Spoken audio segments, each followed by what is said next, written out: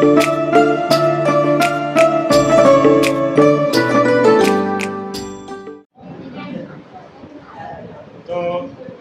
आज क्रियान में 3-4 प्रमुख हम अंतर बताने वाले हैं। ठीक है, पहला है स्वकोशी और परकोशी, ऑटोट्रॉफ्स एंड हेटेरोट्रॉफ्स, परजीवी एवं मृतजीवी, parasite and saprophyte, monosaccharide carbohydrate and polysaccharide carbohydrate क्या होता है। और एक और पॉइंट जोड़ देना चाहते हैं इसमें, श्वसन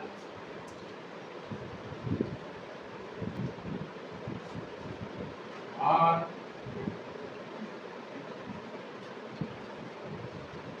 प्रकाश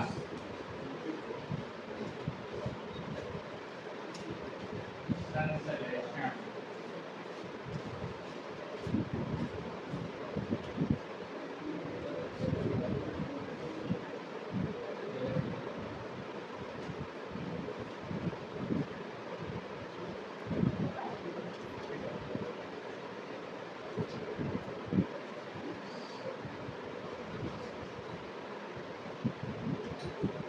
ठीक है, ये 4 पॉइंट्स को हम चर्चा करने वाले हैं। पहले उसको उतार लीजिए, फिर हम चर्चा करते हैं। ठीक है,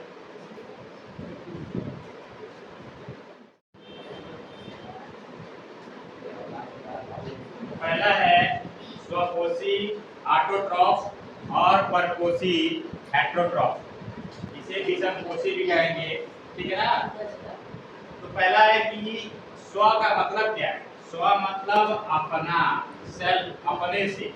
स्व का मतलब क्या है, अपने से। ठीक ना, ये अपने से। अब कोशी का मतलब है पोषण, भोजन। ठीक ना, पोषण करना। तो स्पष्ट है कि स्वकोशी जीव सजीव वैसे सजीव होते हैं जो अपना भोजन स्वयं बनाते हैं। अब स्वयं बनाने का मतलब है कि कुछ लोग कहेंगे नहीं सर, हम भी घर पर अपना भोजन बनाते हैं, कुकर में चावल रख देते हैं, सब्जी रख देते हैं, भोजन बना के आज भी आए हैं। ये भोजन नहीं बनाना। ये भोजन क्या है, ये तो जो उबाल के, सेक के, पका के, फ्राई करके वो खाने योग्य बनाए हो। एक्चुअली वो चावल किसने बनाया है? क्या हम मनुष्य एक चावल का दाना बना सकते हैं? नहीं। हम क्या करते हैं, उसे उबालते हैं, उबाल के खाने लायक बना के खा लेते हैं। तो भोजन बनाना नहीं हुआ। भोजन बनाने का मतलब ये हुआ कि चावल तैयार करना, गेहूं तैयार करना, साग सब्जी फल तैयार करना, जिसमें कार्बोहाइड्रेट है, जिसमें प्रोटीन है। हम प्रोटीन नहीं तैयार कर सकते। दाल के अंदर जो प्रोटीन है, दूध में जो प्रोटीन है, ठीक ना, वह हम नहीं तैयार कर सकते। दाल हम बनाते हैं क्या, उबाल देते हैं, वह गल गया। ये भोजन बनाने का मतलब नहीं है।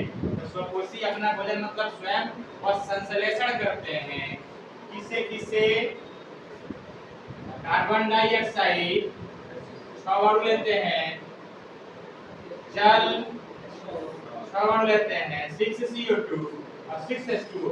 ये दोनों मिला करके क्या बनाते हैं? ग्लूकोज, C6H12O6 और क्या तैयार करते हैं? O2 तैयार करते हैं, 6 मॉलिक्यूल। ये जो हम सांस में लेते हैं, इसको अभी हम बताएंगे समीकरण किसमें, प्रकाश संश्लेषण में। ठीक है ना। अभी इसको सीधा करके इसको खींच के बताएंगे। तो ये अपना भोजन स्वयं बनाते हैं। ये कौन सी क्रिया है? प्रकाश संश्लेषण। अभी ये चौथा पॉइंट में आएगा। प्रकाश संश्लेषण क्रिया द्वारा ये भोजन बनाते हैं। ये अपना भोजन दूसरे से लेते हैं। जैसे हम जीव हो गए, मनुष्य हो गए, तो अपना भोजन खुद चावल, दाल, आटा जो भी खाते हैं हम, गेहूं हम नहीं तैयार किए। हम गेहूं किससे लेते हैं? पौधे से। पौधा क्या है? स्वकोशी है। भात खाएंगे, चावल खाएंगे, भूजा खाएंगे, किससे लेंगे चावल दाना? पौधे से। साग खाएंगे, पालक से, पत्ती से, पौधे से लेते हैं। आलू खा रहे हैं, आलू कहाँ से लेते हैं? आलू के जड़ से लेते हैं, उसके जड़ में से तोड़ के लेते हैं। ठीक है। तो जो भी हम खाते हैं वह स्वकोशियों से लेते हैं, उन्होंने बनाया है अपने जड़ में, अपने तने में, पत्ती में, फूल में, फल में, बीज में संचित करके रखा है स्वकोषी पौधों ने। उसको हम लेके खाएंगे अपने खाने योग्य बदल के, उबाल के, सेक के, पका के, भूज के, जैसे हमको अच्छा लगता है। कुछ स्वकोषियों से खाते हैं और कुछ जंतुओं से खाते हैं। जैसे दूध हो गया गाय से, भैंस से, राजस्थान में लोग ऊँट से, ठीक है, कुछ बकरी से, दूध, अंडा पक्षियों से, मुर्गियों से, ठीक है। प्रोटीन के लिए कुछ मांस खाते हैं, चिकन, मुर्गी, खस्सी, बकरी। इसके अलावा खाने वाले तो बहुत कुछ खाते हैं। चाइना में जो है कौन कौन कीड़े मकोड़े भी खाते हैं। तो पौधे से ये जो विषम कोषी हैं कहाँ से भोजन लेते हैं? एक तो पौधे से, यानी पादप स्रोत होता है भोजन का, अनाज, दाल, तेल, तिलहन। और कुछ जंतु स्रोत होता है जैसे अंडा, दूध, मांस, मछली, घी, ये सब जंतु स्रोत है। दो स्रोतों से ये अपना भोजन प्राप्त करते हैं। सेकंड पॉइंट है, इनमें पर्णहरित होता है, फोटोसिंथेसिस ये करते हैं। ये पौधे हैं, ठीक है, तो इनमें जो है फोटोसिंथेसिस की क्रिया होती है।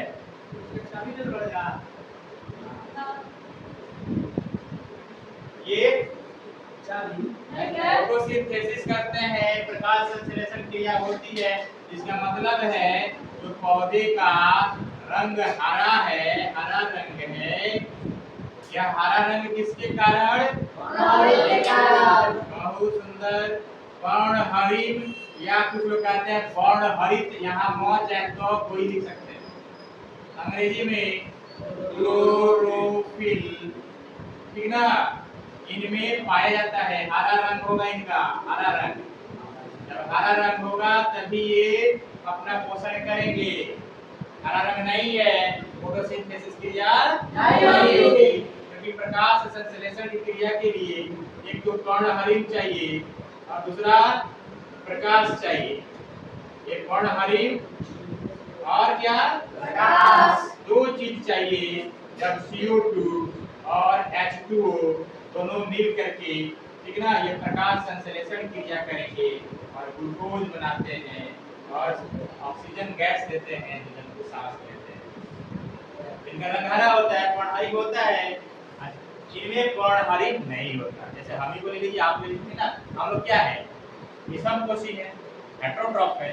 क्या हम लोग का रंग हरा है? नहीं। अच्छा, हरा रंग यहाँ पे पोंछ ले तो हो जाएगा? नहीं, वो क्लोरोफिल नहीं है, तो इनमें क्लोरोफिल नहीं होता है। बहुत इजी पॉइंट हम लिख दिए हैं याद करने वाला। तीसरा पॉइंट है, प्रकाश संश्लेषण क्रिया होती है, इनमें नहीं होती है। जब फोटोसिंथेसिस के लिए क्लोरोफिल ही नहीं है, जब वर्णहरित ही नहीं है, तो फोटोसिंथेसिस नहीं होगी। चौथा पॉइंट है कि जैसे, ठीक है ना, बड़ा लंबा इसको मत लिखिएगा, शॉर्ट में 4 पॉइंट काफी है। जैसे में सभी हरे पौधे, जितने ग्रीन प्लांट्स हैं, सब के सब स्वकोषी होते हैं। सब सूर्य के प्रकाश से क्या करते हैं? फोटोसिंथेसिस करते हैं, ठीक है। नीचे से क्या लेते हैं? जड़ से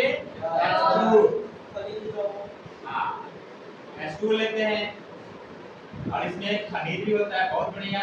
खनिज और जल दोनों जाइलम से नीचे से ऊपर की ओर, जाइलम वेसल, जाइलम वाहिकाओं के द्वारा नीचे से पानी ऊपर की ओर चढ़ता है, ठीक है ना। H2O और मिनरल्स।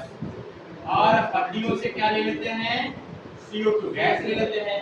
हमने छोड़ा निष्कर्षण में, गाड़ियों के साइलेंसर से, चिमनी से कुछ जलाते हैं हम कार्बनिक पदार्थ, उससे CO2 लेते हैं, लाइट मिला, वर्णहरित है, हो गया। सभी हरे पौधे, ठीक है। कुछ ऐसे पौधे होते हैं जो हरे नहीं है। जैसे मान लीजिए कि आजकल देखिएगा आप लोग, आम जो हम लोग अभी मई में खा के, जून में खा करके गुठली फेंके थे, उसका गुठली अब जम करके अमोला बना है और उसका नीला नीला उसमें से पत्ती दिखता है, उसका रंग हरा नहीं है, लेकिन फोटोसिंथेसिस क्रिया कहिए उसका होता है, तो कहेंगे कि नहीं, क्योंकि पर्ण हरित ही नहीं है तो फोटोसिंथेसिस क्रिया नहीं। ठीक है।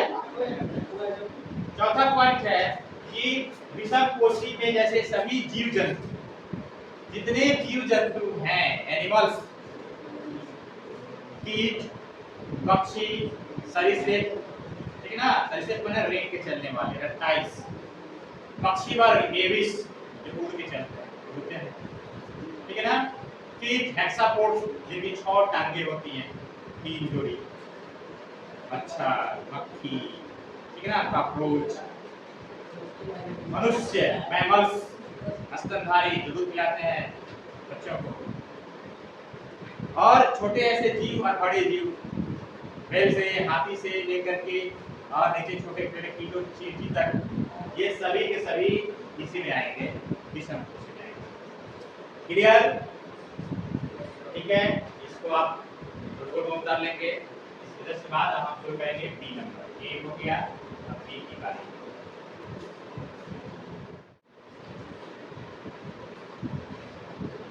सेकेंड है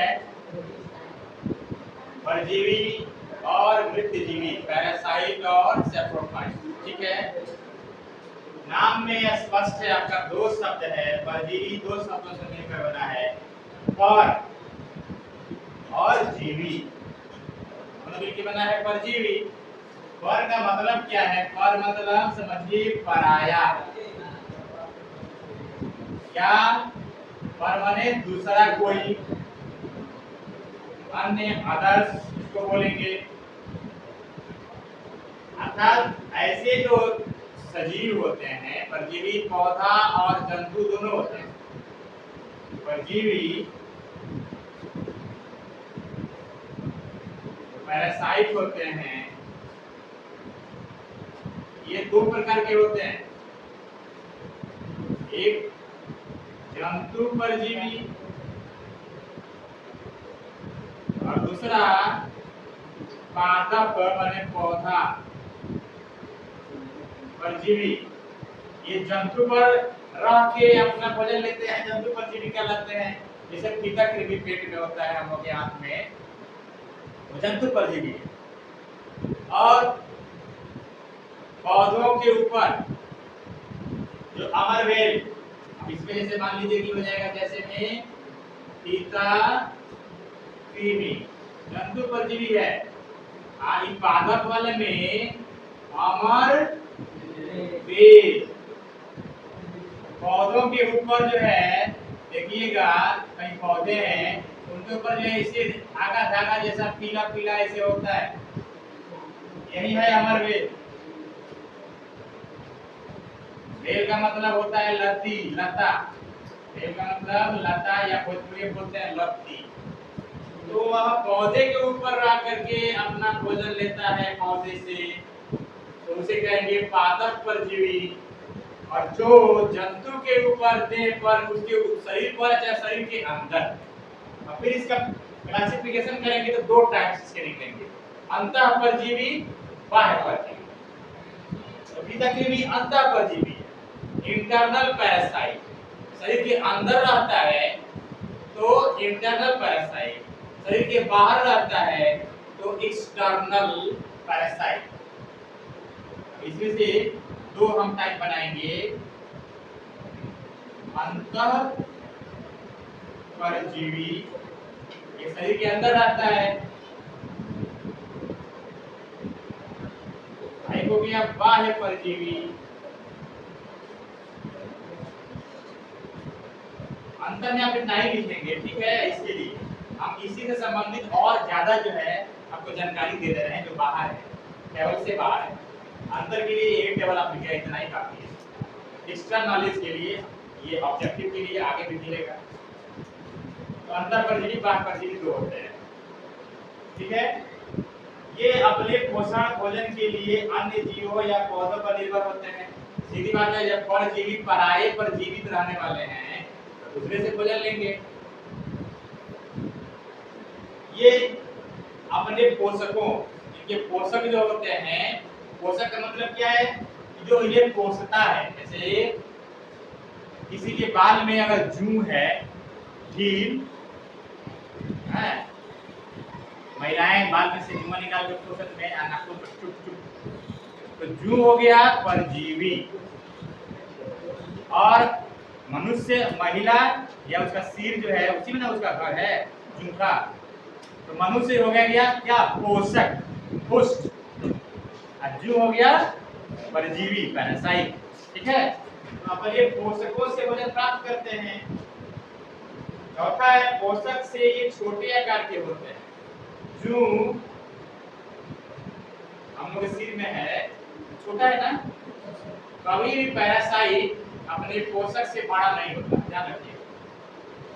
पैरासाइट है तो उसके देह के अंदर रहेगा, चाहे देह के ऊपर रहेगा, तो छोटे रहेगा ना। कभी परजीवी क्या होता है? अपने पोषक से छोटा। जैसे लेपिता क्रेमेटिक वर्म, पीन वर्म, हुक वर्म और गोल कृमि राउंड वर्म। ठीक है, यहाँ जगह कम है। अन्य में जो है गोल कृमि, इसको बोलते हैं राउंड वर्म।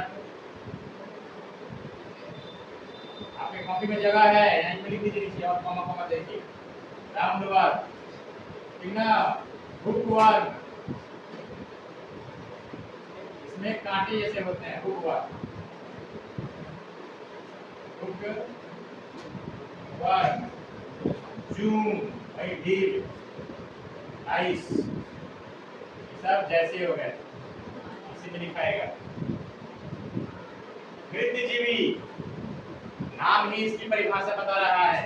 मृत और जीवी दो शब्दों से मिलकर बना है, अर्थात ये किस पर जीवित रहेंगे? मृत या निर्जीव कोई वस्तु, ठीक है ना, उस पर ये रहेंगे।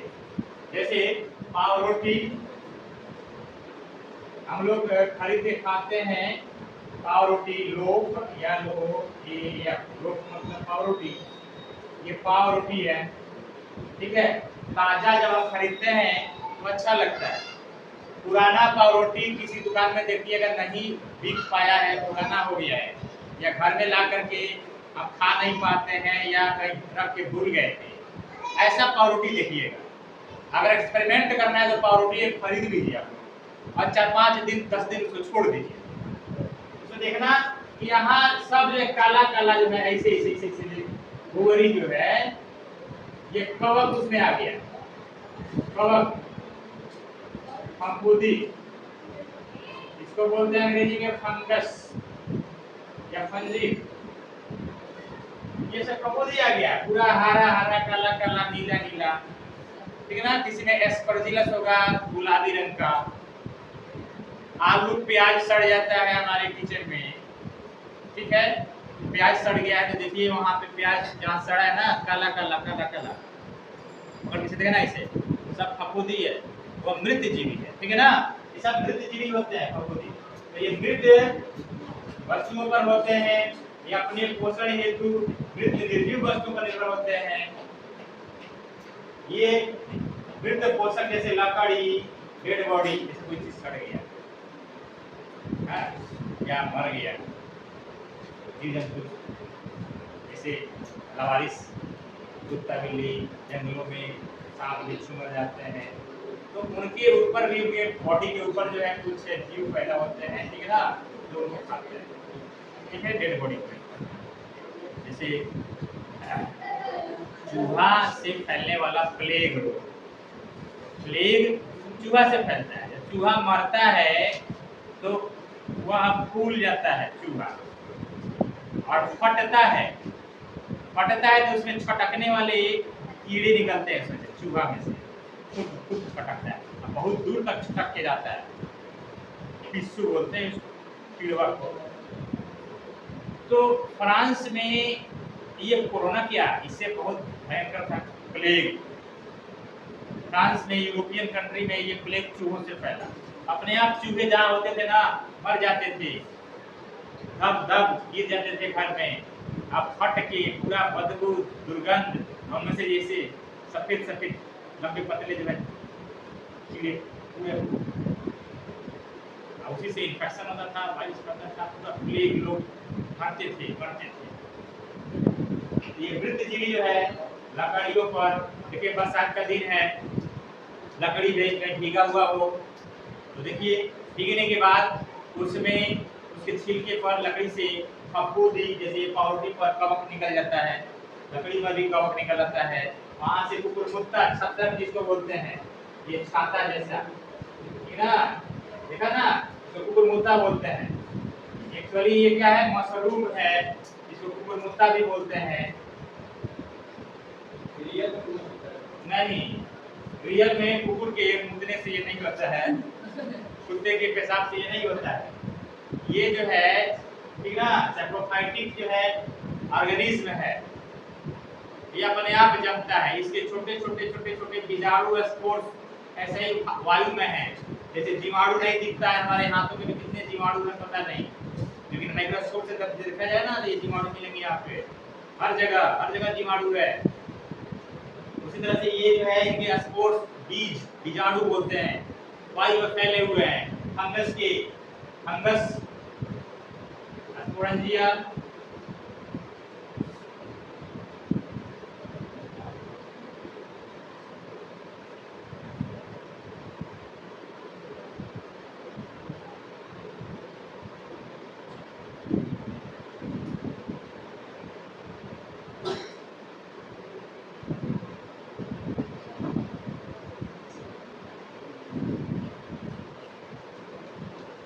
ये कवक जाल है, माइसिलियम कवक जाल, ये है स्पोरेंजियोफोर, ये बीजाणुधानी। दाद दिनाय खुजली, बरसात के दिन में पसीना हो जाता है हमारे अंदरूनी पार्ट में, ठीक ना, या भीगा जो है कपड़ा पहने हैं तो हमेशा सूखा कपड़ा पहनना चाहिए, कपड़ा भीग जाए निकाल दो, मैल पसीना है नहा लो। बरसात के दिन में नमी होता है, गर्मी होती है, और नमी और गर्मी में ये कवक फफूंदी फैलते हैं, जहाँ नमी गर्मी होगा गीलापन होगा वहाँ ये जमते हैं, ये से तो हर जगह होते हैं। दाद दिनाय खुजली, बहुत लोग बातें रहते हैं इसे ना, इधर खुजली इधर, तो ये दाद जो होता है ना, रिंग वर्म, ये दाना जो है चमड़ा, ये त्वचा हमारा है, मान लीजिए ठीक ना, ये हमारा पैर, किसी का पैर है, ठीक ना, तो पैर जो है यहाँ जो है नमी दोनों लेग, होता क्या है कि त्वचा पर आप देखिएगा कि ऐसे उभार ऐसे आता है दाना, त्वचा पर दाना आएगा और दाना फिर इसे गोल हो जाएगा। ये दाना क्या है पता है, उसके नीचे ये यही वाला है, ये स्पोरेंजियोफोर है, ये त्वचा के नीचे है, ये नहीं पता है। फिर त्वचा पर एक यहाँ दाना निकलेगा, ये त्वचा के लगे कि आपका एक फुंसी निकल गया, फुंसी के नीचे ये गोल गधा नुमा, ये गधा जैसा जो है स्पोरेंजियोफोर है, ये कवक जाल है। आइए इसके अंदर बीजाणु है, इसमें रसायन है, केमिकल एसिड है, उस एसिड से त्वचा पर खुजली होगी, खुजलाने का मन करेगा, जहाँ खुजलाए नाखून से, खुजलाइएगा तो अच्छा लगता है ना, हाँ, खुजलाने पर भी अच्छा लगेगा क्योंकि रिलैक्स मिलता है, लेकिन जब नाखून या रगड़ जाएगा, ये कट गया, त्वचा छिल गया, त्वचा छिलेगा तो ये स्पोरेंजियोफोर जो है ये भी जो है फट गया। इसमें जो बीजाणु है ना ढेर सारे, ये बीजाणु बाहर आते हैं यहाँ पर, तो पानी और रक्त जो है थोड़ा सा छील लिए हैं, उसके संगे घुल के बह के ये बीजाणु यहाँ तक ले आ जाएगा, और यहाँ फिर चमड़ा में नीचे घुस जाएगा, ये त्वचा में घुस के फिर ये माइसिलियम तैयार होगा, और ऐसे फफोला बनेगा जगह जगह। तो एक से ही अगल बहता है तो अगल बगल भी बह के गया, ठीक ना, तो यहाँ दाना, फिर फफोल लिए, छील लिए, बह के हेंडे इसी गोल होता है, रिंग होता है, रिंग माने ये वृत्ताकार, यहाँ दाना, फिर ये दाना, ये गोल गोल ही फैलता है, इसलिए कहते हैं इसको रिंग वर्म। इसको रिंग वर्म माने दिनाय, दांत। इसको दांत बोलते हैं या दिनाय बोलते हैं। क्लास में दीनानाथ है तो इसका मतलब नहीं कि दिनाय है, ठीक ना, ये दिनाय है।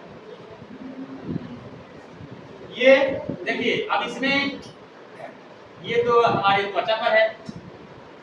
आप कहिएगा कि हम लोग तो मृत नहीं है, सजीव है। हाँ, फंगस के कुछ प्रजाति सजीवों पर भी रहते हैं, निर्जीवों पर भी रहते हैं। जैसे पावरोटी में है तो निर्जीव है। लकड़ी का कोई लट्ठा है, लकड़ी हम काट के रखते हैं, उसके छिलके पर ये सब जम गया, फफूंदी वहां भी, तो मृतजीवी और ये दोनों परजीवी दोनों होते हैं। क्लियर? तो ये मृत प्रायः पर होते हैं ज्यादा।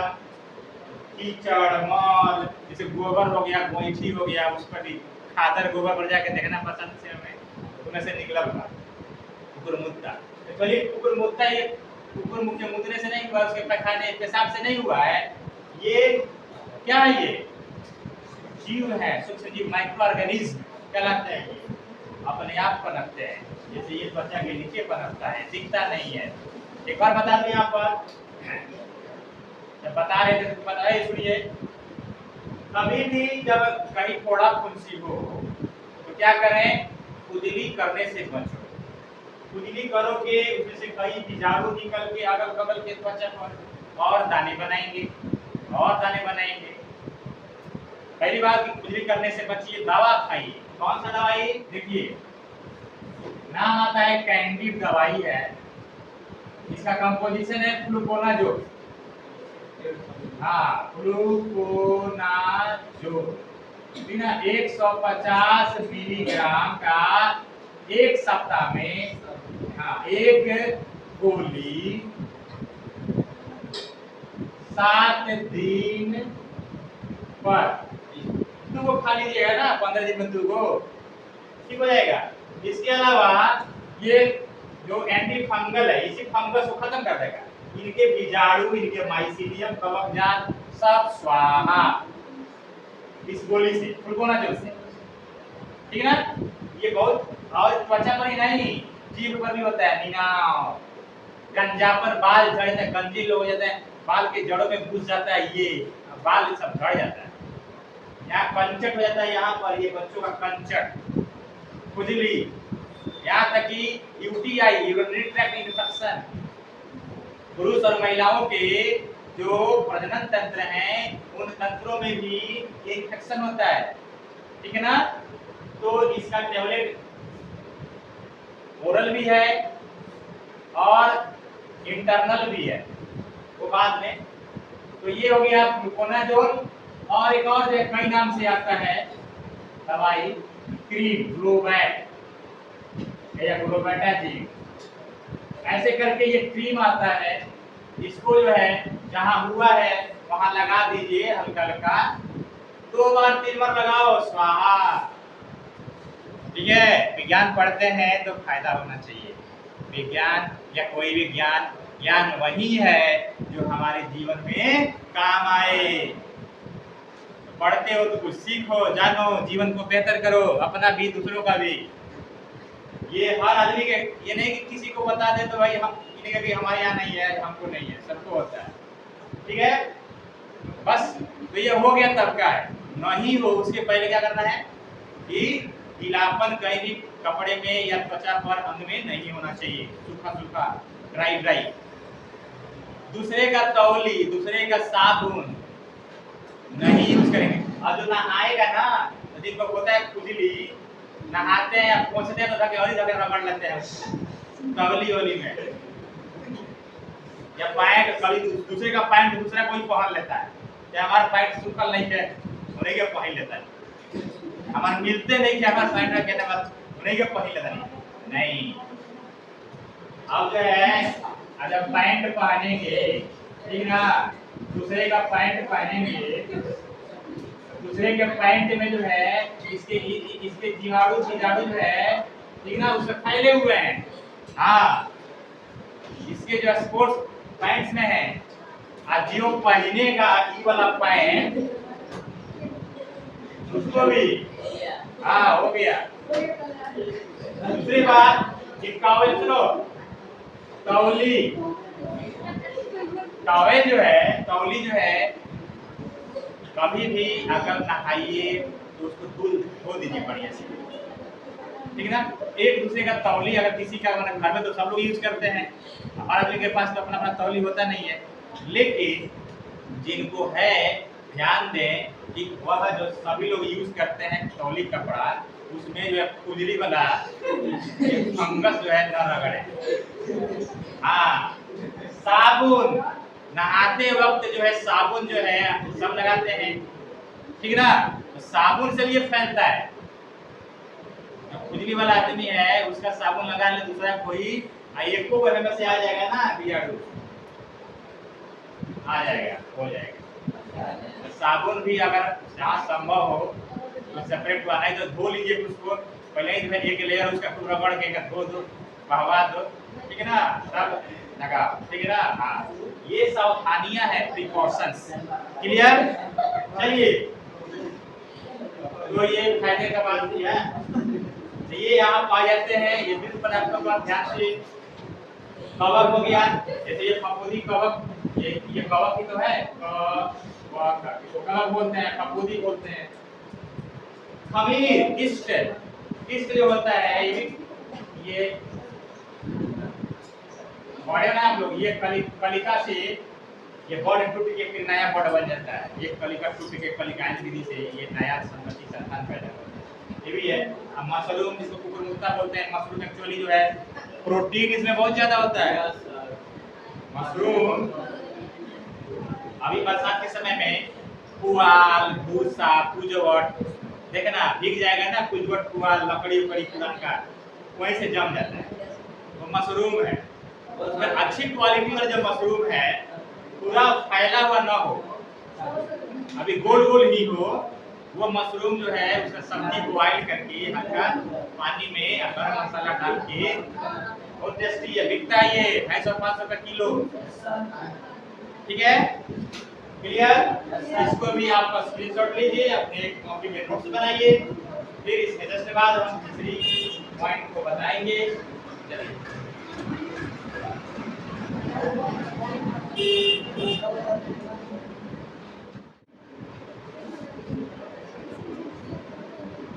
बात करते हैं तीसरा पॉइंट, मोनोसैकेराइड्स और डाई पॉलीसैकेराइड्स।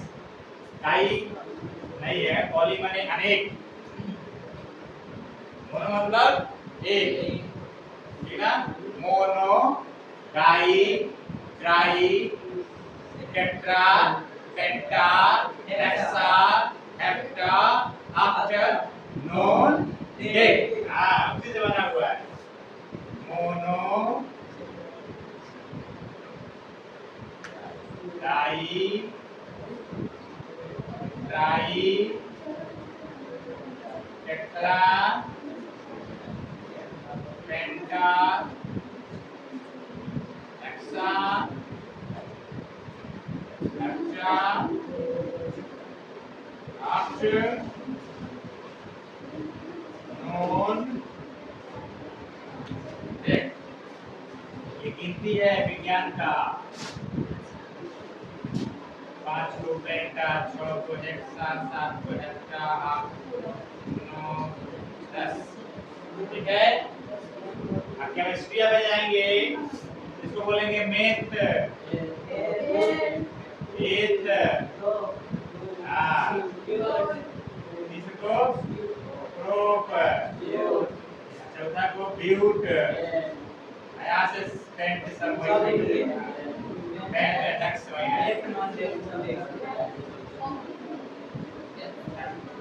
तो ये केमिस्ट्री से है। मोनो का मतलब है कितना, एक, तो मोनोसैकेराइड्स और सैकेराइड्स का ध्यान से सुनना है। सैकेराइड्स का मतलब है ग्लूकोज, C6H12O6, इसी को सैकेराइड्स बोलते हैं। सैकरीन आता है बाजार में, बिकता है सैकरीन, जिससे जो है मतलब चीनी जैसा, तो चीनी नहीं लेकिन सैकरीन है, पाउडर जैसा दिखता है, उसी का उस वही मतलब वही ग्लूकोज है सक्रिय नहीं। हम इसमें आप देखो यहाँ पर ये सैकराइड्स है, एक सक्रिय है, इसमें कितने कार्बन है? 6। देखिए जब 6 कार्बन हो तो इसको कहेंगे मोनोसैकराइड्स। मोनो का मतलब यहाँ जो है सैकराइड्स में 6 का। अच्छा मोनो में कितने कार्बन? कार्बन बराबर 6। अच्छा डाइसैकराइड्स होता है तो कार्बन हो जाएगा 12। जैसे चीनी है, चीनी या इसको बोलते हैं सुक्रोज। इसलिए इसका सूत्र देखिए चीनी का C12H22O11।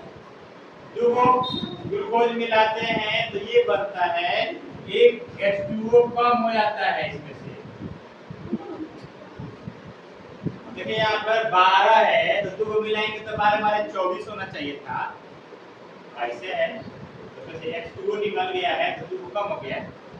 ये जो है 6 6 12 होना चाहिए ऑक्सीजन, और 2 को मिलाएंगे ग्लूकोज तो ये बनता है 12 नहीं, एक को है, एक कम 11 है। एक H2O निकल जाता है जब 2 ग्लूकोज मिलाते हैं आपस में तो डाइसैकराइड बनता है। डाई माने 2, 2 का मतलब एक कार्बन कितना रहेगा? 12। मोनोसैकराइड में कार्बन कितना? 6। अब तो ये दोनों क्लियर। अब है अब डाई ट्राई टेट्रा पेंटा ये सब यहाँ से लेके यहाँ तक ये सब आते हैं पॉली में। क्या आते हैं? पॉली में। पॉली माने होता है अनेक। पॉली माने अनेक। जैसे पॉलीथीन, पॉलीएस्टर, उसी तरह से पॉलीसैकराइड।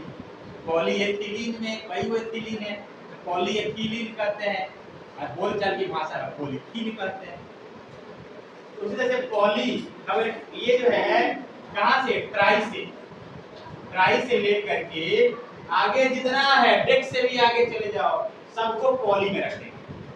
इसका मतलब क्या हुआ कि C तो 12 तक का डाई हो गया। अब यहाँ से क्या होगा? ये C 18 से ज्यादा जितना लिखा गया है यहाँ पे, यानी पॉली माने अनेक, सैकराइड माने ग्लूकोज। वैसे कार्बोहाइड्रेट जिसमें कार्बन C 18 या अधिक परमाणु हो उसे पॉलीसैकराइड कहते हैं। तो यहाँ पर जो है जैसे ही ये C 18 होगा 12 तक तो डाई में आएगा। डाई हम इसमें नहीं दिए हैं, हम इसमें अंतर बता रहे हैं मोनो और पॉली।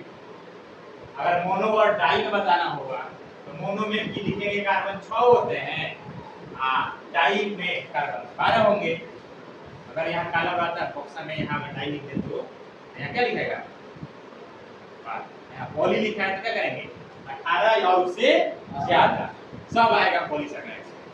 अब इसमें कौन कौन देखिए, अब जो है ये 6 वाला जो होता है, ये 6 कार्बन परमाणु वाला कौन कौन है? एक ग्लूकोज है, एक गैलेक्टोज है। गैलेक्टोज का भी यही सूत्र है, यहाँ जगह नहीं है, यहीं पे डॉट मार लेना, C6H12O6 यहीं पे लिख लेना। इनका सूत्र एक ही है, इनका भी सब ये मोनो है भाई। मोनो है तो सब नाम में भले अलग अलग है, सब सूत्र एक ही हो। पॉली में आते हैं, जैसे उदाहरण देखिए, इन्हें जो है इनका सूत्र क्या होता है? ये देखो कितना आसान है जी, पॉलीसैकराइड का सूत्र लिखना कितना आसान है। देखो ग्लूकोज लिख दो, ब्रैकेट लगा दो, इधर n लगा दो। n माने नंबर। अब नंबर कितना? नंबर 18 हो सकता है, 24 हो सकता है, 6 चौके 24, 6 पचे 30, 36, जितना हो जाए नंबर 18 से आगे। तो ये पॉलीसैकराइड का सूत्र होता है। ये पॉलीसैकराइड के सूत्र हैं। कौन कौन होते हैं पॉलीसैकराइड? जिसमें ग्लूकोज जो है 3 से ज्यादा होते हैं, यानी 18 से ज्यादा वाले कौन कौन है? जैसे सेलुलोज हो गया। सेलुलोज कौन सा है? भूसा, पुआल, घास, दूबा घास, जो भी घास खाते हैं पशु, सबसे सेलुलोज है। हम लोग भी साग खाते हैं, बथुआ का साग, पालक का साग, जो भी साग है वो सब क्या है? सेलुलोज है। और जब पचेगा तो हमको क्या मिलेगा? ग्लूकोज मिलेगा। तो पचने वाला सेलुलोज है, मुलायम मुलायम है। मुलायम सेलुलोज खाएंगे तो पच जाएगा। और दूसरा साग खोटे हैं तो ऊपर जाके खोटते ऊपर कुलुमिया खोटते हैं। नीचे से जड़वे से खोट लें तो ये कुलुमिया तो पच जाएगा, लेकिन जड़वा वाला जो पेटवा में जाएगा जल्दी पहुंचेगा नहीं, चुप चुप पेट में दर्द पैदा करेगा, पूरा जो है पेट में गड़बड़ी पैदा कर देगा, ठीक है ना, पेट फूल जाएगा। तो हम लोग मुलायम यानी हल्की नया नया जो पॉलीसेकेराइड बनाए हैं, मुलायम भाग वाला पुलनी, वही हम सेलुलोज खाते हैं। तो सेलुलोज में है भूसा, पुआल, घास, साग पात, पतई, सेलुलोज है। स्टार्च, मंड, भात खाते हैं, माड़वा पसारे थे उसका माड़, माड़वा को देखिए, माड़ क्या बोलते हैं, एक्चुअली माड़ है मंड, इसको बोलते हैं मंड। ये है स्टार्च। हम लोग भोजपुरी में भी ना विज्ञान वाले लोग कुछ शब्द बोलते हैं, देखिए भले बिगाड़ के बोलते हैं लेकिन बोलते हैं विज्ञान का शब्द। क्या बोलते हैं? माड़ बोलते हैं। माड़ पसार, मड़वा फेंक दो, मड़वा गैया के डाल दो, मड़वा नदवा में डाल दो, मड़वा हमारे खतवा में फेंक दो। कितना होशियार है हम लोग। मन हमको चाहिए हमारे शरीर के लिए। क्या करते हैं, बर्तन में से, तसला तसली में से हाथ जो होता है इसको माड़ पसा लिए, अलगे ले फेंक दिए। कौन सी खा रहे हैं, जो बच गया भूसा पूरा टाइप का खा के भर लिए,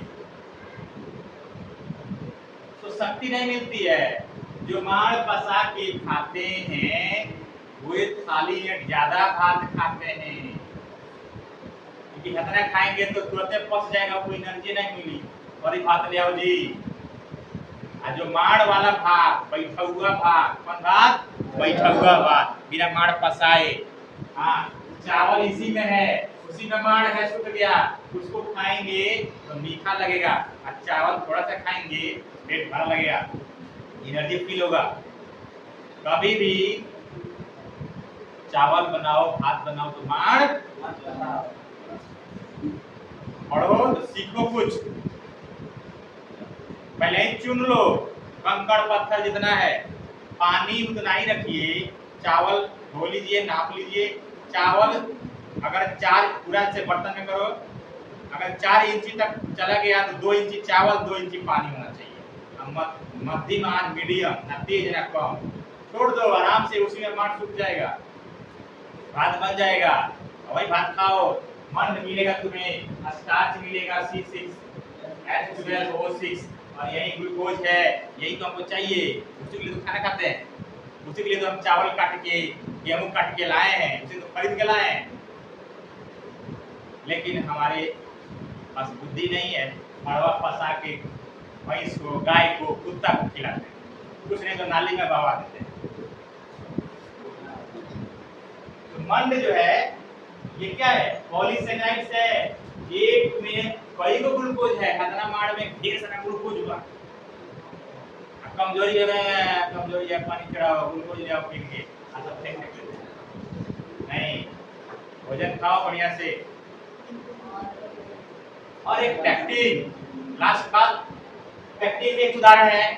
पैक्टिन क्या है, फल, आम अभी मई जून में खूब खाए हम लोग, टंका, सबूजा, जर्दा, बिच्छू, दालमा, ठीक ना, दशहरी, ढेर सारी आम की प्रजाति है। वह जो पका पका रस है आम का पका हुआ रस क्या है, पैक्टिन है।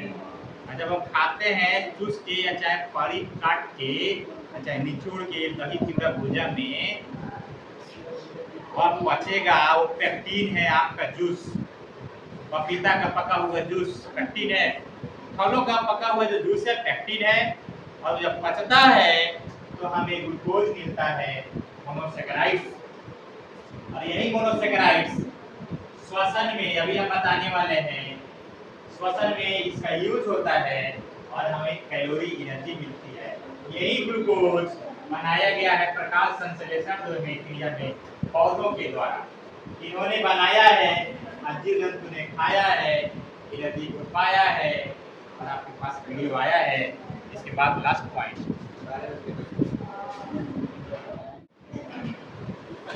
चलिए लास्ट पॉइंट है श्वसन, रेस्पिरेशन और प्रकाश संश्लेषण, फोटोसिंथेसिस।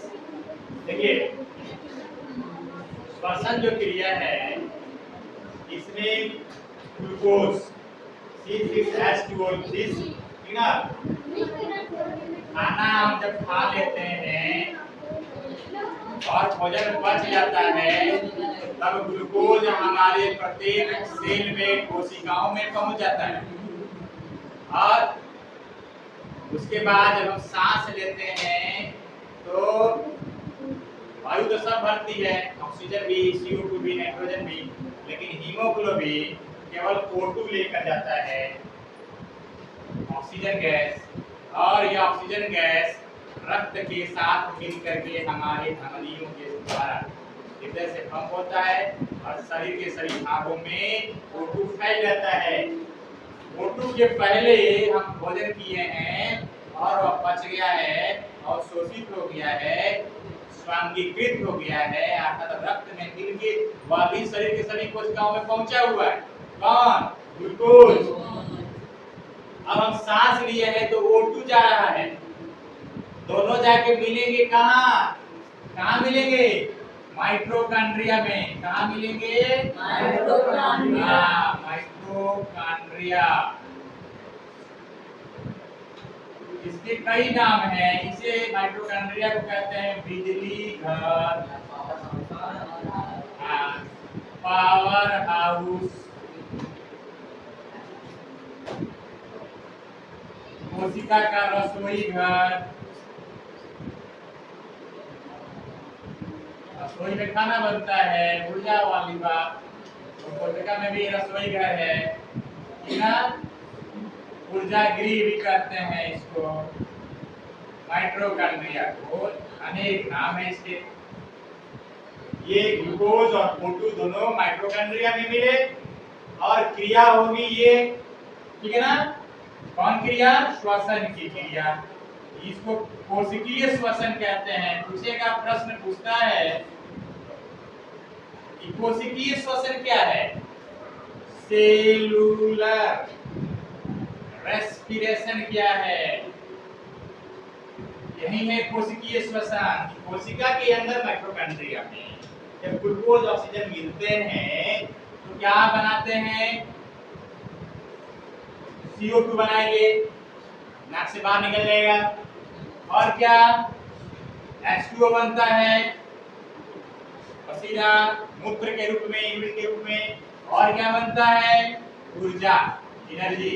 यहाँ समीकरण में लिखने के लिए जगह नहीं था ब्लैक बोर्ड पर, आप इसको, ये समीकरण है, एरो के बाद ये वाला यहाँ, ये वाला यहाँ, ये वाला यहाँ लिख लेंगे यहाँ, ठीक है?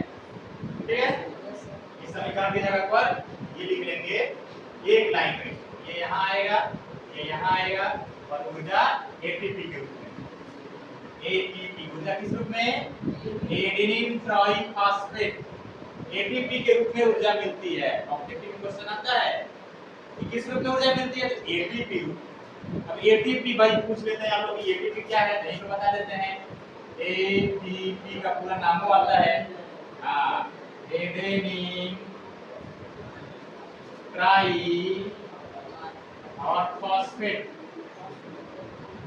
एडेनिन ट्राई फॉस्फेट है। एक और बता दे रहे साथ में, कोई पूछता है एग्जाम के व्यू से, आपको मैं पढ़ाता हूँ इसीलिए सब बता रहा हूँ। ADP,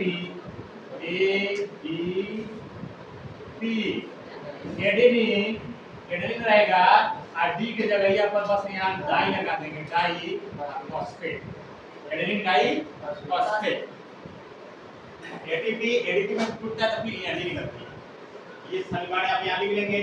ये हुआ कोशिका में ये क्रिया पूरा होती है, इसीलिए इसको कोशिकीय श्वसन कहते हैं। लेकिन प्रायः विद्यार्थी यही समझते हैं हाँ यही श्वसन है, नहीं, ये तो वायु का अंतःग्रहण है, ये अंतःग्रहण है, निकल गया निश्वसन है, इसको बोलते हैं ब्रेथिंग। हाँ, BREATHING।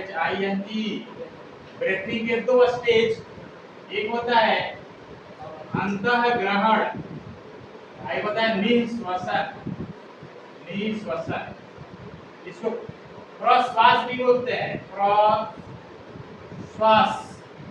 इसको उच्च श्वास, उच्च श्वास, उच्च श्वास मैंने बाहर निकालना। अंग्रेजी में क्या बोलते हैं इसको? Inhalation, inhalation. और निश्वास को exhalation, exhalation, exhalation, inhalation, exhalation दोनों मिला के क्या है? ब्रीथिंग है। तो ये श्वसन नहीं है। श्वसन कब? जब ऊर्जा निकले तब, और वह निकलती है जाएगा माइटोकॉन्ड्रिया में ऑक्सीजन तब। ये है वास्तविक श्वसन।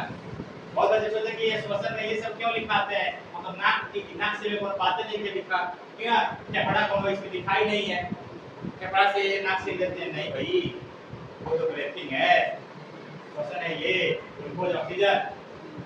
ठीक है, इसमें कौन गैस ली जाती है? O2 गैस ली जाती है। ठीक है ना, O2 गैस देखिए, O2 गैस ली गई और किसके साथ? ग्लूकोज के साथ। एक बात ध्यान दीजिए आप लोग, इसका समीकरण जो है उसका उल्टा है। देखो ध्यान से, यहाँ ग्लूकोज और O2 पहले है अभिकारक के रूप में इधर, वहां जरा देख बताओ उत्पाद में है, पौधे ने बनाया है इसको, सेम वही बनाया है जो वही हमको सिर्फ हमारे लिए यूज होता है। कितनी बड़ी बात है, पौधे ने जो तैयार किया, कहते हैं भगवान सब कुछ देते हैं। भगवान क्या है? गॉड, अल्लाह माने क्या है? ईश्वर, प्रभु।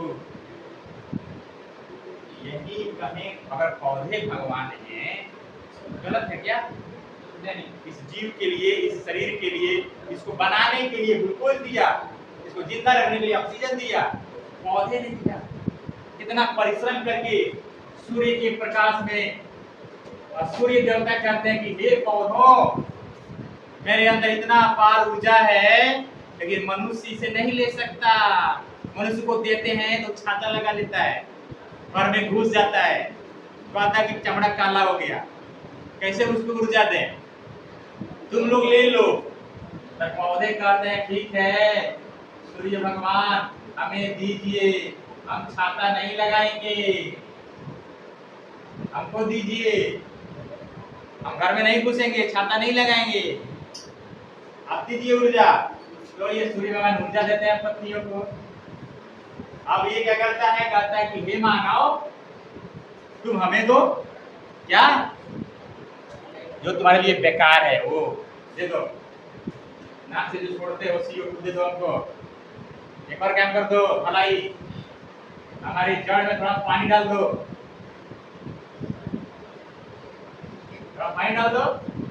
इंद्रदेव अगर देंगे तो तुमको कष्ट सहने की कोई जरूरत नहीं है, लेकिन इंद्रदेव अगर नहीं देते हैं तो तुम थोड़ा पानी डाल देना हमारे जड़ में, उसका सिंचाई कर देना, इतना ही तो कहता है पौधा। और बाकी का बेकार का CO2 ये बेचारा ले लेता है, जो हमारे लिए किसी काम का नहीं है, ये हमारे लिए प्राण घातक है, जहर है, वो पौधा ले लिया। ये तो स्वयं शंभु है। जब समुद्र मंथन हुआ था, समुद्र मंथन में क्या निकला था? विष। त्राहिमाम सब लोग मरने लगे। स्वयं शंभु महाकाल, कालों के काल महाकाल, उस विष को गर्मी में विष सुखा लिया। गला उनका नीला है, इसलिए बोलते हैं नीलकंठ भगवान शंकर को। ये देखो, ये भगवान शिव के ही स्वरूप है। हमारा CO2 जो हमें हमारा प्राण ले लेता है, कमरे में भर पूरा CO2 भर दिया जाए, खिड़की दरवाजे बंद कर दिए जाए, यही CO2 हमारा प्राण ले लेगा। काल है हमारे लिए, उस काल को ये ले लेता है। ये तो स्वयं महाकाल है हमारे लिए पौधा। बस मांगता है पौधा क्या? पानी पटाते रहो भाई। इन दोनों से सूर्य के प्रकाश ले लिया, और देखो ये CO2 लिया, पानी पटाए वो लिया, और यहाँ प्रकाश लिया है सूर्य का, सूर्य का प्रकाश। और पर्णहरि भी यहाँ है पत्तियों में, उसके अंदर तो जादू है, जादू भी अलग किचन है रसोई का है, जहाँ वो चेंज कर देता है हमारे लिए ये इम्पोर्टेंट चीज ग्लूकोज और ऑक्सीजन बना देता है। ठीक है, और वही देखिए हमारे समीकरण में, श्वसन के समीकरण में यही हम सेम वही यूज करते हैं और फिर बनाते क्या हैं जो उसको चाहिए। देखिए जल बना दिए हम, टूट गया श्वसन में यूरिन, पसीना और CO2। देखिए पौधा और जंतु दोनों एक दूसरे के पूरक हैं। जीव जंतु और पौधे एक दूसरे के पूरक हैं। हम जो बनाते हैं CO2 और H2O वह पौधे के लिए है, पौधा जो तैयार करता है ग्लूकोज ऑक्सीजन वो जंतु के लिए है। दोनों दूसरे के फ्रेंड हैं,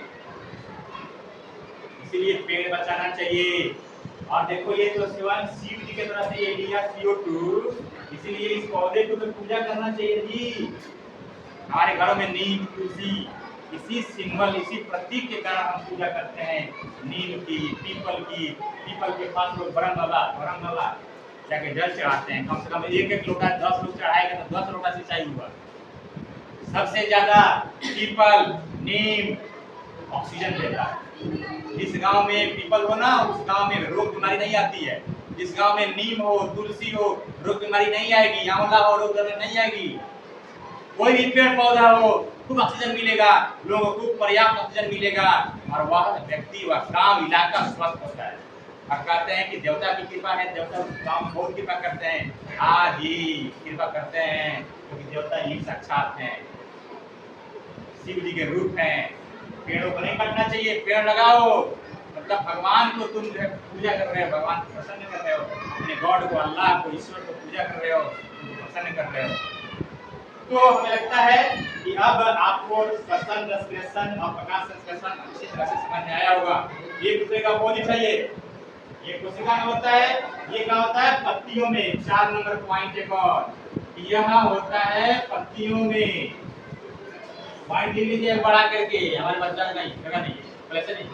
ये क्या होता है कोशिका में, ये होता है कोशिका में 5वां पॉइंट।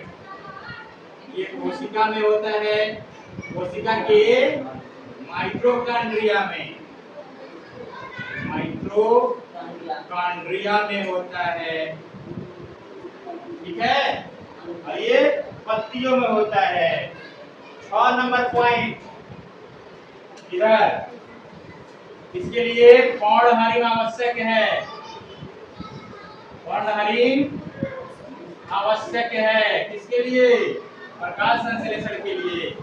इसमें पर्णहरिम नहीं, इसमें माइटोकॉन्ड्रिया आवश्यक है। इसमें माइटोकॉन्ड्रिया आवश्यक है।